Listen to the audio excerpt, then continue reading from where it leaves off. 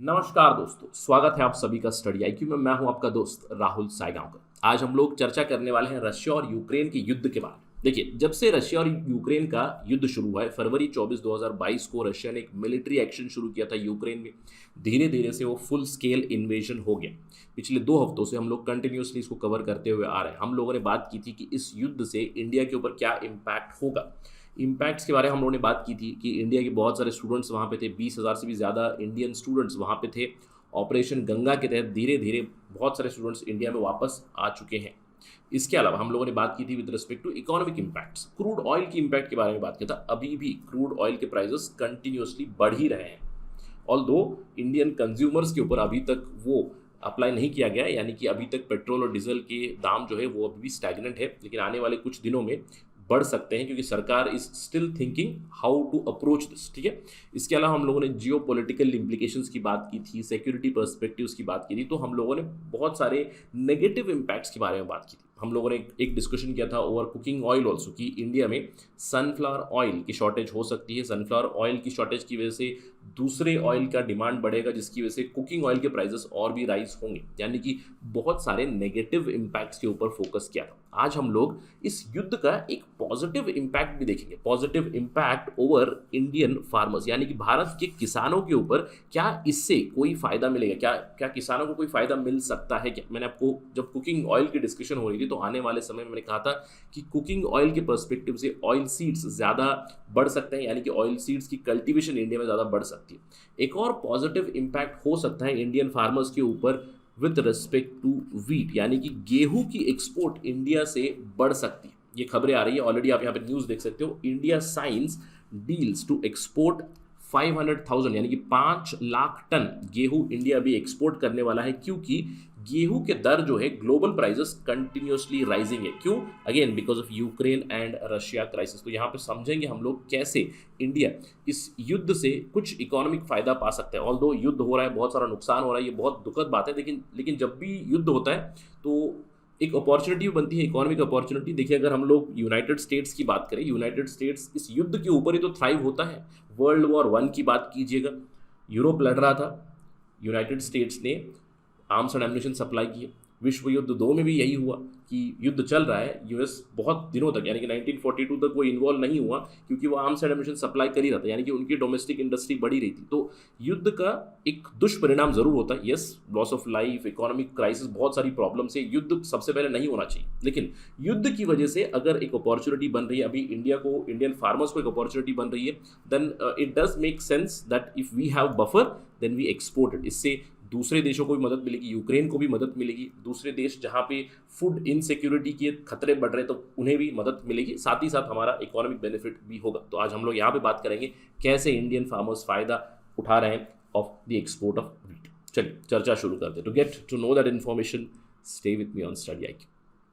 और अगर आप तैयारी कर रहे हैं कॉम्पिटिटिव एग्जाम्स की, then do visit our website www.studyiq.com। आप हमारा ऐप भी डाउनलोड कर सकते हैं गूगल प्ले स्टोर से, जहाँ पे आपको सारी जानकारी मिल जाएगी।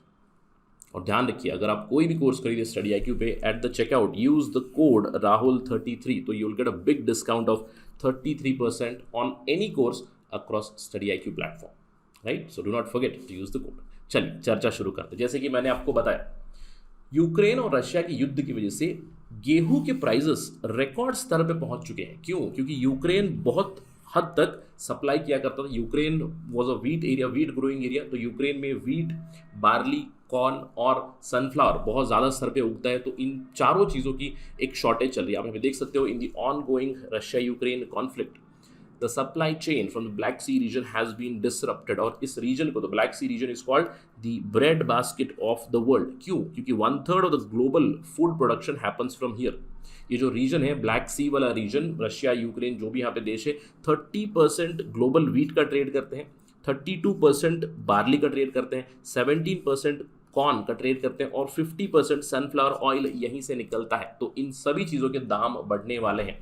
स्पेशली बार्ली की वजह से एक और भी इम्पैक्ट बताया जा रहा है इंडियन कंज्यूमर्स के ऊपर। बार्ली की वजह से probably in the near future beer की कीमतें बढ़ सकती हैं। Repeating, because of the shortage of barley beer की कीमतें बढ़ सकती हैं। इसके अलावा कॉर्न की प्राइसेस ऑलरेडी इंक्रीज हो रही है एवरीवेयर। यूएस में भी कॉर्न के प्राइस इंक्रीज हो चुके हैं। सनफ्लावर ऑयल के ऊपर हम लोग बात कर चुके हैं। गेहूं की भी प्राइजेस काफ़ी हद तक बढ़ रही है। अगर हम लोग गेहूं की बात करें, देखिए this is the price rise right from 8 फरवरी टू 1 मार्च। इनफैक्ट पिछले हफ्ते में 7 मार्च तक तो रिकॉर्ड प्राइसेस पहुंच चुके थे, अराउंड $375 पर मेट्रिक टन, यानी कि 1000 kg के लिए $375 के आसपास हो गया था 1 मार्च तक। 7 मार्च में तो रिकॉर्ड लेवल पे पहुंच गया था $435। शिकागो मार्केट में 14 सालों में पहली बार इतने ज़्यादा प्राइजेस राइज हुए थे। और अगर हम लोग इंडिया की बात करें, इंडिया में वी ऑल नो हम लोग एमएसपी प्रोवाइड करते हैं। अगर हम लोग एमएसपी को कन्वर्ट करें इन डॉलर्स, तो इंडिया गारंटी करता है एमएसपी, गेहूं का एमएसपी $257 पर टन डोमेस्टिक सेल्स के लिए। अप्रॉक्सीमेटली गेहूं का एमएसपी कितना होगा, इसी साल 40 रुपये बढ़ाया गया था, if I am not wrong, 2015 रुपये प्रति क्विंटल होगा। सो अप्रॉक्सीमेटली $257 to $260 पर टन। तो हम लोग इतना प्राइस देते हैं एमएसपी के तौर पे, लेकिन लुक एट दिस प्राइस, कहाँ है 257, कहाँ है $435। 7 मार्च को हाईएस्ट पहुंचा था, लेकिन अभी स्टेबलाइज हो रहा है अराउंड 380 के आसपास, $380 पर मेट्रिक टन। तो ये एक बाउंटी बनेगा इंडियन फार्मर्स के लिए। क्यों, चलिए समझते हैं इसको। अभी ये फोरकास्ट किया जा रहा है कि इस साल इंडिया रिकॉर्ड एक्सपोर्ट्स करेगा 7 मिलियन टन्स ऑफ वीट। इस पूरे साल में 7 मिलियन टन्स एक्सपोर्ट होगा। अभी ऑलरेडी हमारी डील साइन हो चुकी है ऑफ 5 लाख टन वीट, क्योंकि ग्लोबल प्राइसेस कंटिन्यूसली राइज हो रहे हैं। अब आपके दिमाग में एक सवाल आ रहा होगा, सर इंडिया का क्या होगा, इंडिया की फूड इनसिक्योरिटी का क्या होगा? क्योंकि देखिए हमारी जो गेहूं की बफर स्टॉक है काफ़ी ज़्यादा है। इसी की वजह से इंडियन एक्सपोर्टर्स ने साइन किया है 5 लाख टन। पिछले कुछ ही दिनों में 5 लाख टन एक्सपोर्ट करेंगे, क्योंकि प्राइस राइज हो रहा है। पिछले 5 सालों में अगर हम लोग बात करें, हमारी वीट की जो कल्टीवेशन हो रही है, हार्वेस्ट हो रही है, काफ़ी अच्छी चल रही है। हमारे पास इन्वेंट्रीज है, there is already buffer stocks for food security act implementation, बाकी सब चीज़ों के लिए है। उसके बाद हम लोग एक्सपोर्ट कर रहे हैं। अभी हम लोगों ने साइन किया है कॉन्ट्रैक्ट्स वर्थ 5 लाख टन्स, और बहुत सारे सप्लायर्स इस 5 लाख टन के लिए कितना प्राइस नेगोशिएट कर चुके हैं, $340 से $350 के आसपास। और मैंने आपको बताया हमारे यहाँ पे एमएसपी कितना मिलता है, $257। तो imagine this is the profit that they are making, almost $90 के आसपास प्रॉफिट है पर टन का। तो हम लोगों ने नेगोशिएट किया $340 to $350 free on board. Free on board मतलब देखिए, जब भी एक्सपोर्ट होती है चीज़ें या फिर जब भी इंपोर्ट भी होती है, free on board concept use किया जाता है। फ्री ऑन बोर्ड मतलब अगर मैं एक्सपोर्ट कर रहा हूँ, मेरी डील है एक्स पर्सन के साथ, समझ लीजिए फ्रॉम यूक्रेन इटसेल्फ, कि भाई उसको 10 टन गेहूँ चाहिए, तो मेरा काम होता है कि मैं उसको 10 टन गेहूँ दूंगा। उसका जो वेसल रहेगा इंडिया में, यानी कि उसका जिस किसी का भी कॉन्ट्रैक्ट है, जो भी लॉजिस्टिक्स वाली कंपनी है, मैं बस 10 टन अपने यहाँ से भेजूंगा उसके वेसल पे इंडिया में, और रसीद दे दूंगा कि भैया मैंने यहाँ से भेज दिया। बाकी ट्रांसपोर्टेशन, एवरीथिंग, इंश्योरेंस, सब कुछ उन्हीं पे होता है। So please remember, free on board मतलब मेरा काम बस होता है कि मैं यहाँ से इतना टन गेहूँ भेज दूँ उनके वेसल पे in India at the coast, वहाँ से वो चला जाएगा। अगर ट्रांसपोर्टेशन के दौरान कुछ हुआ etcetera, it is their responsibility. पहले हम लोग इस प्राइस राइज के पहले हम लोग नॉर्मली 300 से 310, 305, $310 प्रति मेट्रिक टन के आसपास डील किया करते थे, लेकिन अभी $40 to $50 पर टन फ़ायदा है इंडिया के लिए।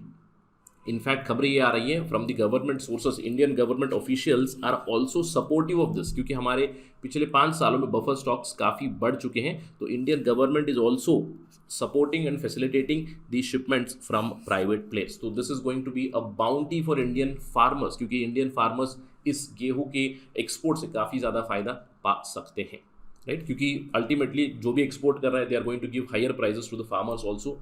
Late us hope that it translates. अगर इसके ऊपर कोई खबर आएगी, कोई डेवलपमेंट आएगी, तो will talk about it as soon as possible. That is it right now in this discussion. Thank you for watching this. जय हिंद।